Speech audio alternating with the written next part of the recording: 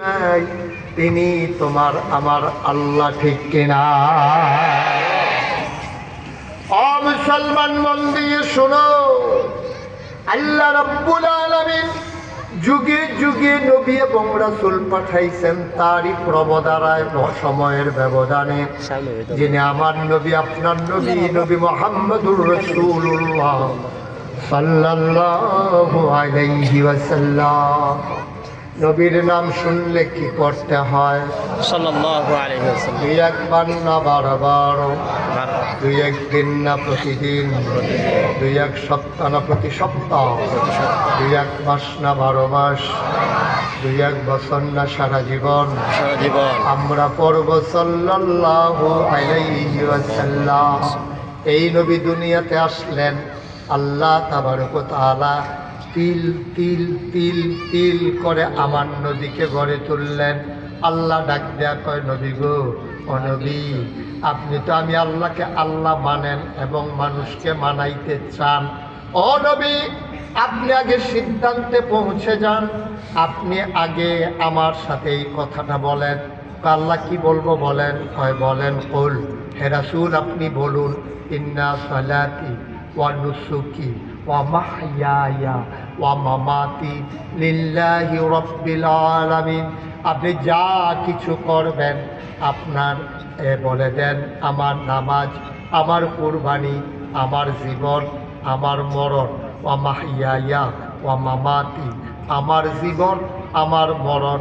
মুসলমান মুসলমান ওলামায়ে কেরাম, মুফাসসিরিনে কেরাম চিন্তায় পড়ে গেল। আল্লাহ মাত্র দুইটা ইবাদতের কথা বললেন। কি বললেন? আমার নামাজ, আমার কুরবানি, সালাতি ওয়া নুসুকি, আমার নামাজ, আমার কুরবানি। তারপরে ডাইরেক্ট আল্লাহ চলে গেলেন, ওয়া মাহইয়ায়া ওয়া মামাতি, আমার জীবন, আমার মরণ। ইবাদত কি নামাজ আর কুরবানি? আরো ইবাদত আছে নাকি না? মুফাসসিরিনে কেরাম কয়, রোজা গেল কই, হজ গেল কই, যাকাত গেল কই? আল্লাহ যে শুধু নামাজ আর কুরবানির কথা কইল। হ্যাঁ, মুফাসসিরিনে কেরাম কয়, আল্লাহ তাবারক ওয়া তাআলা তিনি যদি ভেঙে ভেঙে প্রতিটি ইবাদতের কথা কোরআনের ভিতরে লিখতে যেতেন, তাইলে কোরআন 30 পারার বদলে হয়ে যেত 90 পারা। তিনি দুই পাশ থেকে দুইটা নিয়েছেন, বলছেন যে আমার নামাজ, আমার কুরবানি, অর্থাৎ শারীরিক আবাদতের ভিতরে নামাজ আর আর্থিক আবাদতের ভিতরে কোরবানি। আমার নামাজ, আমার কোরবানি এর মাঝে ইনক্লুড করা হয়েছে, এর ভিতরে একীভূত করা হয়েছে আমার নামাজ, আমার রোজা, আমার হজ, আমার যাকাত, আমার যা কিছু ভালো সব কিছু কেবলমাত্র শুধুমাত্র একমাত্র লিল্লাহি রাব্বিল আলামিন। যা কিছু ইবাদত বলতে বোঝায় সব কিছু হবে কেবলমাত্র শুধুমাত্র একমাত্র আমার আল্লাহর জন্যে, ঠিক কিনা? এটা আল্লাহ নবীজিরে শিখাইতেছে। নবী গো, আপনি যাই করবেন আগে ঠিক করে নেন কার জন্য করবেন। আপনি বাসে উঠোনের আগে চিন্তা করে নেন কই গিয়া নামবেন, কই যাইবেন এটা আগে ঠিকান, নামবেন কোথায় এটা আপনি জানেন। তো কুতুবউদ্দিন ভাইয়েরে তাই আপনারা কুদ্দাপাড়ার একবার জিজ্ঞেস, ভাই আপনি তো ঢাকা ঢুকা যান, সবসময় ঘুরেন টুরেন, শিক্ষিত মানুষ, আপনি তো অনেক জায়গা জানান, কিন্তু ঢাকা গেলাম ওই কেমনে যাইতাম? কঠিন কিছু না, তুমি এই বিশ্ব রোড, সরাইল বিশ্ব রোড, এই বাস স্ট্যান্ডে গিয়ে দাঁড়াই থাকবা, বাস আইলেই চালাইবা, তারপরে দেখবা তুমি যাতে পারবা, এটা কোনো সমস্যা না, ঢাকায় কোথায় যেতে পারো। এবার কুতুবউদ্দিন ভাইয়ের কথা শুনি না, বাস স্ট্যান্ডে গিয়ে দাঁড়াই রয়েছে, এই মোটরসাইকেল দিক পশ্চিম সাইডে দাঁড়াই দিছে। এখানে যখন বাস আইছে এবার উঠটা বইয়া দিচ্ছে। বাস যখন গেছে মাধবপুর, হ্যাঁ ভাড়া ভাড়া দেন, ডাহার ভাড়া কত? বাস দিচ্ছে কখনো? এবার একবার ঢাকার ভাড়া কত? কয় কি আর ডাহা? মাধবপুরে ইয়ে পড়ছি, কতক্ষণ পরে সিলেট যান ডাহা গীতা। কয় ভাই আমার এদিকে কুতুবউদ্দিন ভাই কইলো বাস উঠলে বেলে ডাহা যাওয়া যাবে, বাস উঠলে ডাহা যাওয়া যাবে, কথা তোমার কইছিল। তুমি কোন বাসের ইঞ্জিন কোন দিকে এটা চাইবা না? তুমি সিলেটটা বাস উঠলে তুমি ডাহা যাইবা কেমনে? তুমি তো ঢাকার বাস উঠলে না ঢাকা যাইবা। এই বাস তো যাইব সিলেট, তুমি এটা দিয়ে ঢাকা যাইবা কেমনে? ভাই সহজ হিসাব, কঠিন ওয়াজের দরকার নাই। সিলিটটা বা সুইটটা যেমন ঢাকা যাওয়া যায় না, জাহান্নামের গাড়িতে ওইটা জান্নাতে যাওয়া যাবে না, যাবে না, যাবে না, ঠিক কিনা? উল্টা সিলিটটা গাড়ি যাইতেছে না, উল্টা বইয়া দিছো জাহান্নামের গাড়ি, আশা করে বইয়া দিছো জান্নাত হবে না। এই জন্য আল্লাহ নবীকে পারফেক্ট করছেন, তাকে পারফেক্ট তৈরি করে দিচ্ছেন। ও নবী, আপনি একটা বৈপ্লবিক পরিবর্তন সাধন করতে হবে, গোটা মানবতাকে আপনি বদলে দিতে হবে। যে মানুষগুলো বড় বড় সভ্য জাহেল মূর্খ, এই মানুষগুলোতে বানাতে হবে সুশীল, সুখী, শিক্ষিত, আধুনিক, ভদ্র, আল্লাহওয়ালা মানুষে পরিণত করে দিতে হবে। এই জন্য আগে নিজেকে তৈরি করে নিতে হবে, তারপরে সমাজ বদলাতে হবে। আমার দেশে যারা রাজনীতিবিদ, তারা নিজে বদলাইতে চায় না, সমাজ বদলাইতে চায়। এই জন্য রাজনীতি করে বাংলাদেশে, বাড়ি করে মালয়েশিয়া, কানাডায় গিয়া, ঠিক কিনা বলে? বদলাইতে চাই নিজেকে। তুমি বাংলাদেশের চিকিৎসা বিশ্বাস করো না, তুমি একটা হাসি দিলে চলে যাও ব্যাংকক, নাইলে চলে যাও তুমি কি বলে সিঙ্গাপুর। যে লোকটা তুমি বাংলাদেশের মানুষের মাথা বিক্রি করিয়া তার আর ভোট নিয়ে তুমি রাজনীতি করবা, আর রাজনীতি করে সেটা তুমি নেতা হইবা, তুমি একটা হাসি দিলে কাশি দিলে চলে যাও সিঙ্গাপুর, ব্যাংকক। যেই দেশের মানুষ বাংলাদেশের চিকিৎসার উপরে নির্ভর করে না, এই মানুষটার বাংলাদেশে রাজনীতি করার কোনো অধিকার নাই। খাইবা বাংলাদেশও, থাকবা বাংলাদেশও, বাড়ি করবা কানাডা, সেকেন্ড হোম, মালয়েশিয়া গিয়া মস্কারা পাইছ না? যে দিন গেছে একবারে গেছে। এত ব্যবহার আর বাংলাদেশের মানুষ এখন আর নাই। আমরা বুদ্ধিমান হতে শিখেছি, এবার যে আসে তার কথার উপর আমরা বিশ্বাস করব না, ঠিক কিনা?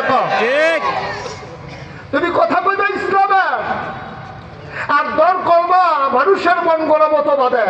তুমি যত বড় লাটসা ও অফিস সাহেব হও, যদি তুমি ইসলামের কথা বললে ইসলামের দলের পক্ষে না থাকো, আমরা তোমাকে মানি না, ঠিক কিনা বলে? তুমি নিজে ইসলামের অনুসারী হইতে হবে, তুমি দলেরও থাকতে হবে ইসলামে, ঠিক কিনা? কন তুমি কাফের বেদিনের লোক শরীর ফোকা ভগলের তলে যায় নামাজ লই আনবা, কই কি মুসলমান আমরা? তুমি কাফের বেদিনের লোকের শরীরে যায় নামাজ লই একটা লাভ কি? তোমার কি লাভ হবে? সময় এসেছে সময়ের জবাব দেওয়া, সিদ্ধান্ত নিতে হবে যে আমরা ইসলামের পথে ছিলাম, ইসলামের পথে আছি, ইসলামের পথে থাকবো। সামান্য স্বার্থের কারণে নিজেকে বিক্রি করে দেব না, ইনশাআল্লাহ। কি করবেন টাকা দিয়ে? কি করবেন ক্ষমতা? আমি তো মুস্তাক হয়েছি, আমি বারবার বলি, দুনিয়ার সবাই মিললে আমার যদি ফুলের মালা দেয়, আর আমি কবরে গিয়ে যদি দেখি জুতার মালা, তাইলে এই ফুলের মালাটা আবার কি দাম? বলেন কি দাম? দুনিয়ার ফুল শুকিয়ে যায়, দুনিয়ার ফুল শুকিয়ে পচে গেলে দুর্গন্ধ বের হয়ে যায়। আর আমারে যদি সবাই মিলে দুনিয়ায় জুতার মালা দেয়, যেদিন আমারে কাফন পরিয়ে দাফন করে দেবে মাটির কবরে, আমি যদি কবরে গিয়ে দেখি ফেরেশতারা কয় আহলান সাহলান মারহাবা মোস্ট ওয়েলকাম, আমাদের কবরে আপনাকে স্বাগত, সেদিন যদি ফুলের মালা দেয়, জগতের জুতার মালার কথা আমার একটা সেকেন্ডের জন্য মনে থাকবে না, ঠিক কিনা? আমরা ফুলের মালা কি দুনিয়ায় চাই না পরকালে চাই? কথা কয় না, পরকালে চাই। কাফের বেদিন যারা, যারা দুনিয়ায় বস্তুবাদী বিশ্বাসে বিশ্বাস করে, যারা ঈমান রেখেছে বস্তুবাদী জিনিসের উপরে, তারা মনে করে খাও দাও ফুর্তি করো, দুনিয়াটা এই দুনিয়া মজা লেলাও, এই দুনিয়ার মজা লইয়া লো, যা ফাল্লা। এটা তো কাফের বেদিনের চিন্তা, এটা তো খারাপ মানুষের চিন্তা, এটা কোনো আল্লাহওয়ালা ভালো মানুষের চিন্তা না। এই দুনিয়া আমাদের জন্য হলো জেলখানা, আর জান্নাত হলো আমাদের জন্য পরকাল, ঠিক কিনা বলে? সহজ সহজ হিসাব। আপনি সারা জীবন ইসলাম মাইনা শেষ জীবনে যদি আপনি ইসলাম থেকে দূরে সরে যান, ভাই শেষ ভালো যার, সব ভালো তার।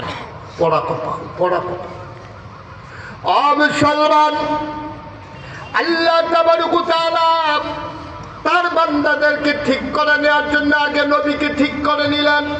বললেন, ও নবী বলে দেন, আমার নামাজ, আমার কোরবানি, অর্থাৎ শারীরিক যত আবাদত, আর্থিক যত আবাদত, আমার চলাফেরা, আমার ঘুম থেকে ওঠা, আমার ঘুমাতে যাওয়া, আমার চাকরি বাকরি, আমার ব্যবসা বাণিজ্য, আমার লেনদেন, আমার চলাফেরা, ওয়া মাহইয়া ওয়া মামাতি, আমার জীবন, আমার মরণ, এর মাঝে যা কিছু আছে, আমার ঘুম থেকে উঠে আমার ঘুমাইতে যাওয়া, আমার সকাল, আমার সন্ধ্যা, আমার রান্নাঘর, আমার সংসদ ভবন, আমার ইন্টারন্যাশনাল রিলেশন, আমার ব্যবসা, আমার বাণিজ্য, আমার চাকরি, আমার বিবাহ, আমার সন্তান, আমার বাড়িঘর, আমার যা কিছু কেবলমাত্র, শুধুমাত্র, একমাত্র লিল্লাহি রাব্বিল আলামিন, কেবলমাত্র আমার আল্লাহ রাব্বুল আলামিনের জন্য, ঠিক কিনা? আমরা যাই করব কার খুশির জন্য করব? আল্লাহ। মানুষের খুশির জন্য না। ভাই, আপনি যাই করেন নিজের বিবেকটার একটু জিজ্ঞেস করেন তো। আজকে সকাল থেকে এই যে সন্ধ্যা হয়ে গেল, ফজরের পরে আপনি উঠছেন, এই সন্ধ্যার সময় মাহফিল এসে বসে গেছেন, ভাই আপনার বিবেকরে আপনি একটু জিজ্ঞেস করেন তো, সারাদিন আমি কি করছি? সবগুলোকে আমি ইসলামের বিধান মতো করতে পারছি? আমার কাজে কি আমার আল্লাহ খুশি হয়েছেন? যদি খুশি না হন, তাহলে আমার সবই শেষ, সবই তো আমার শেষ। তাইলে আমার ব্যক্তি জীবন, আমার পারিবারিক জীবন, আমার সমাজ জীবন, আমার রাজনৈতিক জীবন, আমার ইন্টারন্যাশনাল রিলেশন, সকল কিছু কেবলমাত্র, শুধুমাত্র, একমাত্র লিল্লাহি রাব্বিল আলামিন, ওই আল্লাহ রাব্বুল আলামিনের জন্য, ঠিক কিনা? আচ্ছা, তাহলে আপনি কি সবাই একমত? আমরা বিয়ে করব কার খুশির জন্য? আল্লাহ। আমাদের বাচ্চা কাচ্চা হবে কার জন্য? আল্লাহ। এই বাচ্চা একদিন নারায়ে তাকবীর বলবে, আল্লাহু আকবার বলবে। ভাই, এই যে ভাই উঠছেন কেন? যারা এদিকে আসেন, যেখান থেকে উঠতে গেছেন, হ্যাঁ ভাই এদিকে দে, এখানে না, যেখান থেকে উঠতে গেছেন ওইখানে আসেন। না, উনি মনে করছে অন্য হুজুর, উনি হলো হুজুর, চিনছে না, সিফা দিয়া বইয়া খায়। আর এই মাগরিবের সময় পেশাব করে বলছে, ওখানে যে কেন জানি পেশাব করবো, তো এবারে ঘুমাই কেন রাইতে? তো সান্তা তুলে চিকিৎসা করার দরকার। মাগরিবের থেকে পেশাব করে আসার আসানের আগে আবার পেশাব করে লাইলে এবারে তো রাইতে মিনিমাম 50 বার পেশাব করা উচিত। কইয়া থাক, প্রত্যেক দিন এখন মুস্তাক হয়ে যায় তো না। কইয়া থাক, শুনে কথা শুনে যান। আপনার কি দাঁড়াই থাকবেন নিয়ত করছে? কারবার দেওয়া করতেছে নাকি? কি একটা বাইলুম বাইলুম করতেছে রে।